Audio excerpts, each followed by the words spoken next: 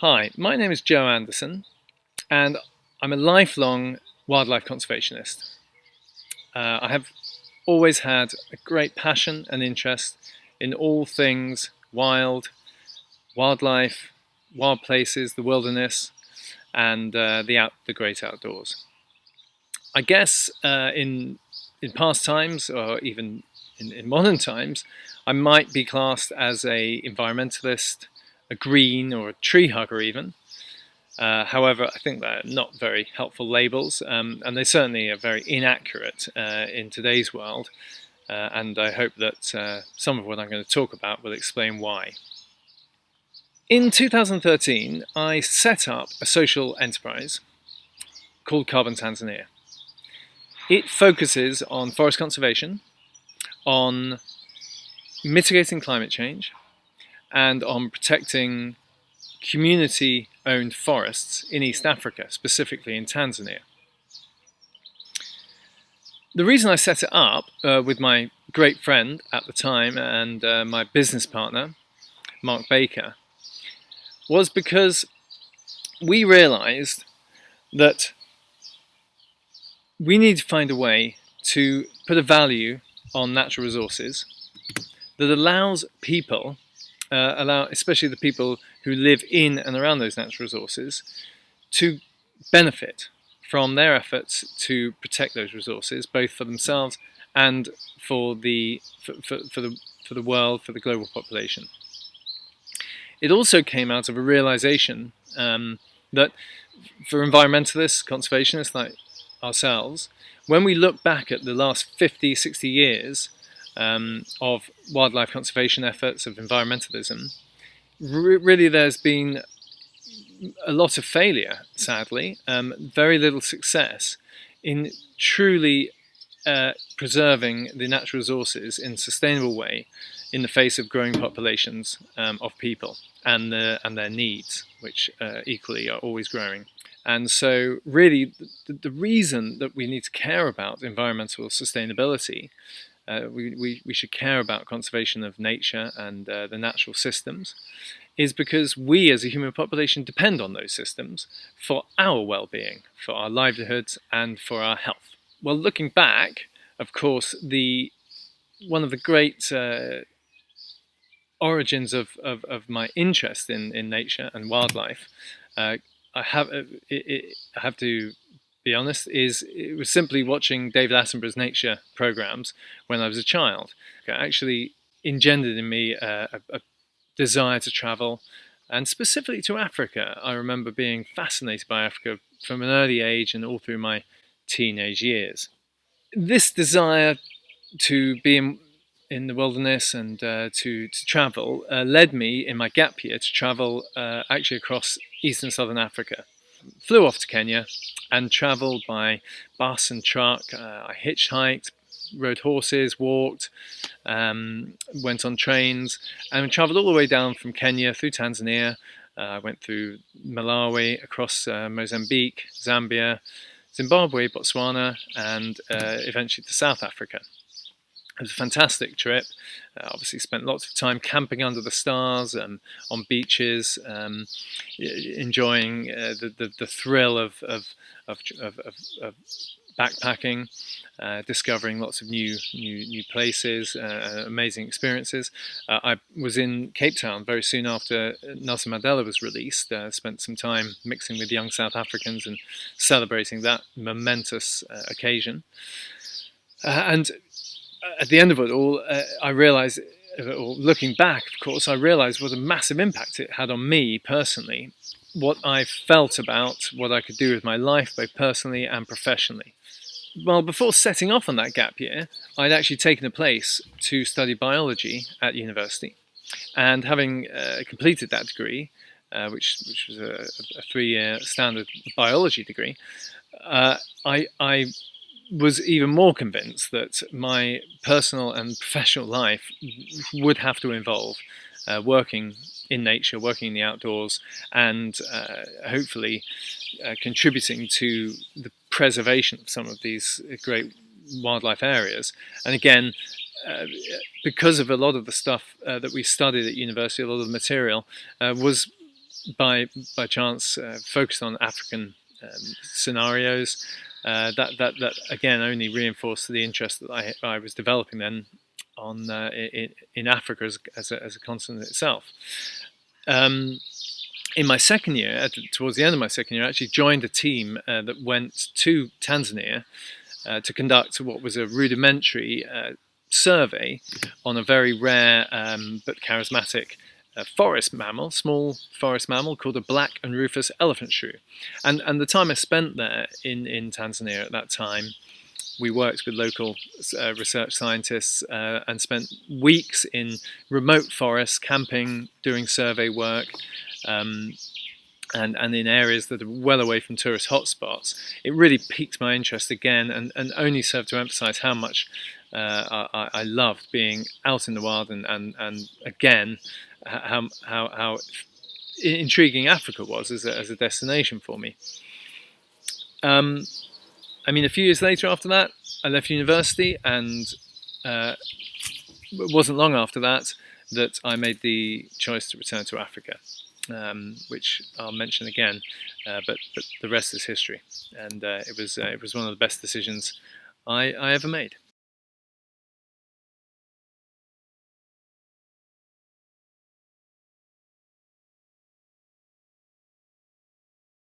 So why do I work in a sector that deals with environmental protection and sustainability in general? Personally, I think I'd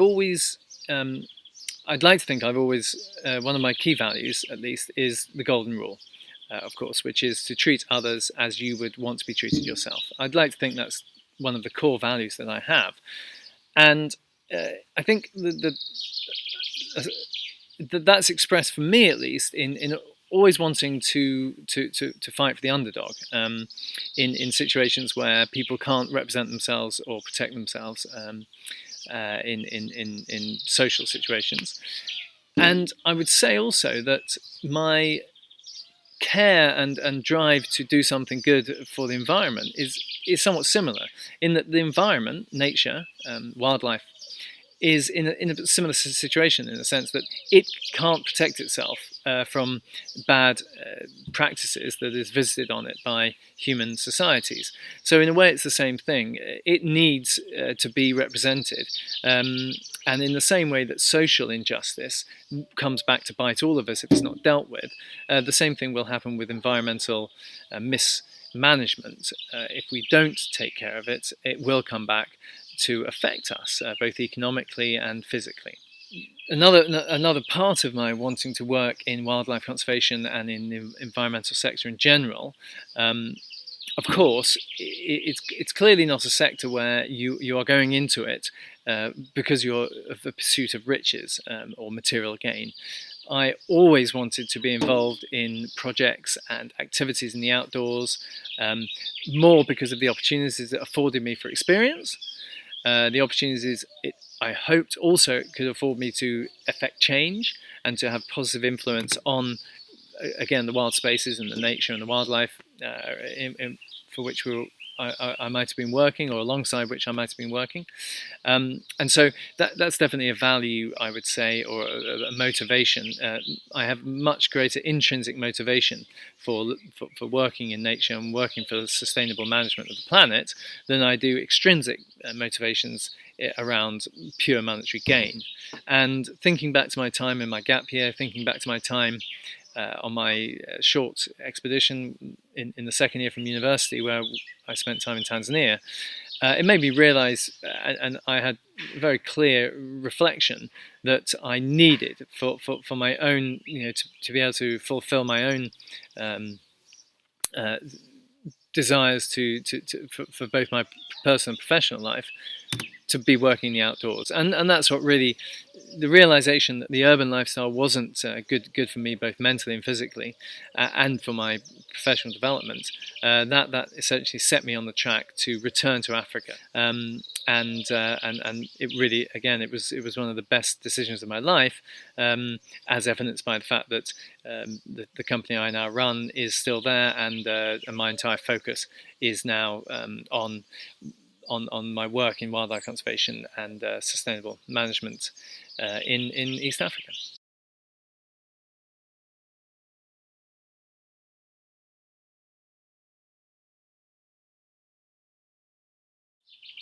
Okay, how has COVID-19 affected me and my business and the people around me? Well, in a personal on a personal level, it hasn't actually affected me a great deal.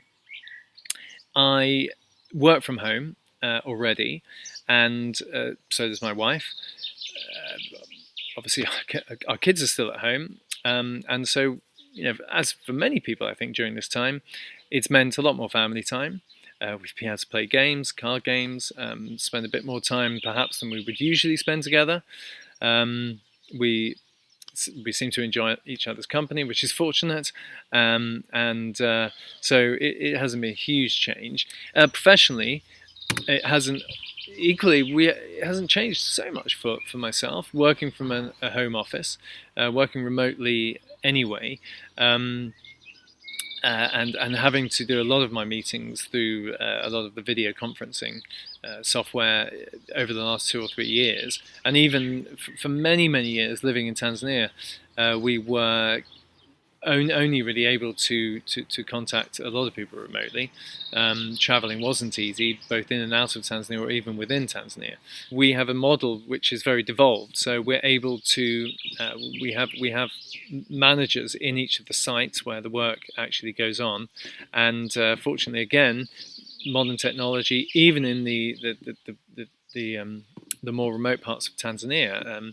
This is the case across Africa, but Tanzania is also a particularly good example of this. Mobile technology, mobile phone technology has been broadly and widely adopted, and we speak to our managers through WhatsApp specifically, and other ways of communication, and so we have been able to continue our model. Even things as simple as the way that we pay people hasn't had to change, because we were already sending money for regular payments, monthly payments, and other occasional expenses for the operations that we run through mobile phone networks, through what's called mobile money.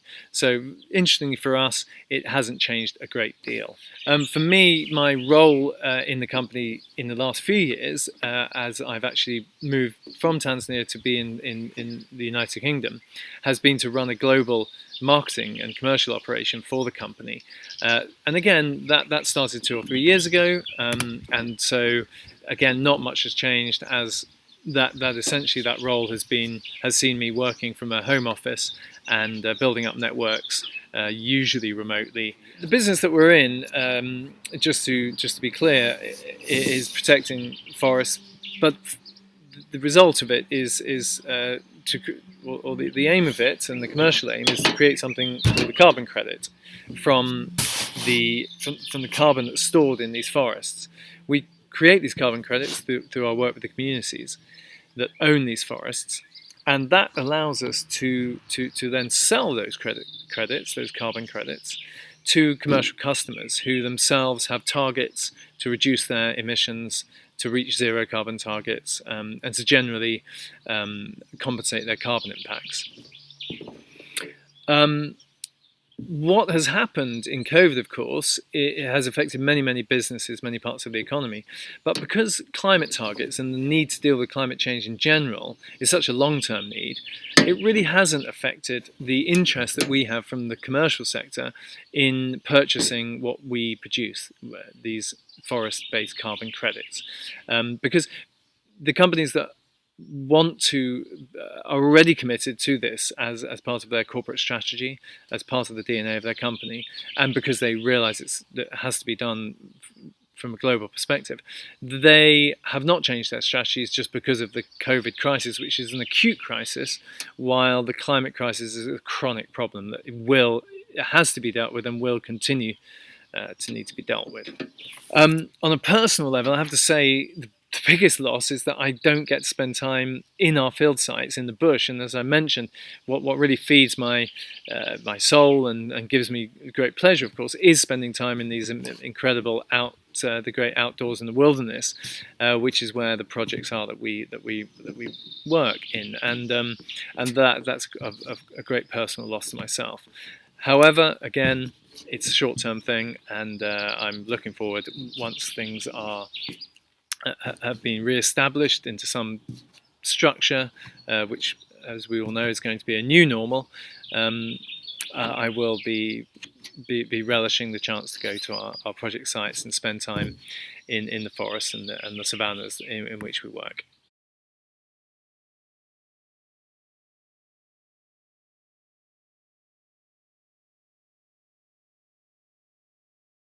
In terms of my future and my goals, both personally and professionally, this current crisis probably hasn't changed the professional outlook as much. I've just talked about the situation with our commercial clients and in general the corporate world, where the commitments to sustainability, the commitments to climate targets, or anything around the management of the natural world, they are continuing. The last year and year or two has seen a huge interest in the need to finance, put money into a proper attempt to look after the natural world, and this is seen as something which is important to support the global economy. Nature is seen as and is being understood now to be a hugely important cornerstone of the world economy. It contributes enormous amounts to the world economy, and we're talking trillions of dollars if it's priced correctly. So I think this is the direction of travel. And so I don't see a big change in the future for us professionally, and at all really for myself, in terms of what we're going to be doing. Our focus is what it is. It's on working with our communities and rural resource owners and forest communities to protect forests, which we know is a massive part of keeping the emissions picture, addressing the emissions challenge, and therefore dealing with climate change, mitigating climate change specifically. I've talked about the fact that going forward, of course, creating new business contacts may be more tricky with the restrictions to travel, but I've also mentioned that that will be dealt with, and we will have to just work around that. As travel does become possible, there will be some opportunities. One thing which we've talked about a little bit and which may affect many different businesses, certainly is something that we've thought about, is the lack of potentially the future lack of events such as conferences and learning events, seminars and get-togethers in general. As a business, we often attend individually events that obviously relate to our sector. Some of them are scientifically based or research based, and they talk a lot about the type of interventions that are needed to deal with climate change, to look after nature, to protect biodiversity. And we'll see whether those events will be more or less after this crisis. So that may be a part of the business, at least in the future, that will change.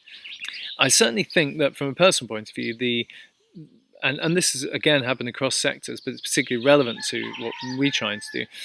The fact that travel itself is part of the contribution to climate change. It means that we have to think very carefully as a company that is trying to address one of the causes of climate change, how much we travel as individuals, business owners, and our staff as well. So I can see that we'll definitely reduce the amount of travel, even when it's possible again to travel. And I think personally that will affect me. And again, as I mentioned before, it probably will mean I spend less time in some of our field sites, just because of the restrictions that will be necessary, both because of preventing further outbreaks of the virus globally, and because of the responsibility we have not to travel unnecessarily.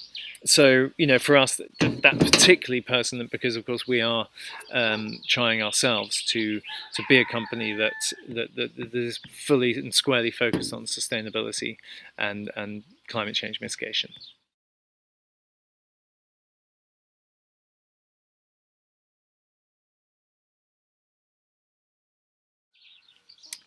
How have things changed, or how will things change in the post-COVID world? Is a big question, and lots of people are thinking about it. Some people are talking about it. Some people are ignoring it. The ideal response to this crisis would be to essentially rebuild the economy, rebuild many of the systems that are within the economy and that our countries use. Build back better is the phrase that lots of people are saying. Many of the scientists, commentators that I read, economists, are making a good case for using this opportunity to invest in economic activities, business activities, structures in societies across the world, across sectors, that mean that when we emerge from the crisis, the economy is stronger, more resilient, and more ready to deal with future shocks, whether it's another health crisis, a pandemic or an epidemic, or whether it's the crises that we know are going to be hitting us as societies as climate change rolls out. The change that we've affected in the climate because of the high emissions from fossil fuel use is baked in now, which means that even if we take the actions that are required, there are going to be continuing changes in our Earth systems, which will affect many of our economies, both directly and indirectly. So the feeling is that we can build back better by investing in technologies, by investing in systems around transport, of course. It would be one of the obvious sectors, but also energy production and delivery, and many of the other industrial activities that produce produce greenhouse gas emissions. Now, this transition to a low carbon economy, it just has to happen. And just from a personal point of view, although I'm only running a small business which is providing one part of the solution to mitigating the emissions picture, I think we all need to realize that this is the moment that we do have to make this transition. And COVID just happens to be a sort of a catalyst to that. It was happening already. There were many moves to make this transition. I've talked about the zero carbon targets of many corporates, and these things are happening, of course. But the key thing is that it's going to happen one way or another. The question is, will it be painful? Will it be drawn out? And will there be suffering and economic pain later, or will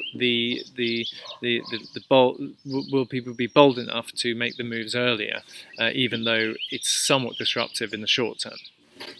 The sort of things that we know need to happen are the same things that have been happening and will need to continue to happen to deal with COVID. So there's great parallels here between what's going to have to happen to deal with climate change and what is happening right now, at least where it's working, to deal with the COVID pandemic. We need global cooperation. We've seen that when you don't act globally, when you don't act across borders, you do not deal with the problem. And that's the same with climate change, and it's the same with pandemic viruses. They cross borders, and climate change affects everyone. You don't just you don't just not deal with climate change in your part of the world and expect it not to affect you. These things will affect everybody. What we've seen with COVID is that science is very important, and if you get it right and you listen to the correct science and you're willing to understand the best scientific advice, mostly the right decisions can be made. It's not easy, and not all prediction is possible or accurate, but we do know enough now to act on science, and mostly that will allow us to make the right decisions in terms of building back, as I've mentioned, both economically and socially. Just to wrap up, what will change in the world. Everything will change, but I don't think everything will change, but a lot of things must change, and that will be the reality as we go forward. And as I've mentioned briefly, while the COVID crisis is a very short-term acute problem, but the longer-term challenges that we have around natural resource management and the effect that has on our ability to run our economies and to serve the most vulnerable in our societies will have to be dealt with over the longer term. I'd like to just finish with a quote from a very important environmentalist.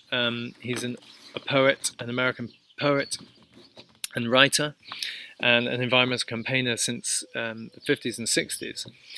And his name is Wendell Berry. And if you ever get to read his poetry or listen to his podcast, he's incredibly eloquent and a powerful advocate for responsibility around the environment. And he has one of my favorite quotes about why everything I've been talking about is so important to us, and of course to our children, more importantly. He writes, "We can learn about it from exceptional people in our own culture, and from other cultures less destructive than ours. I'm speaking of the life of a man who knows that the world is not given by his fathers, but borrowed from his children, who has undertaken to cherish it and do it no damage, not because he is duty-bound, but because he loves the world and loves his children." Thanks for listening.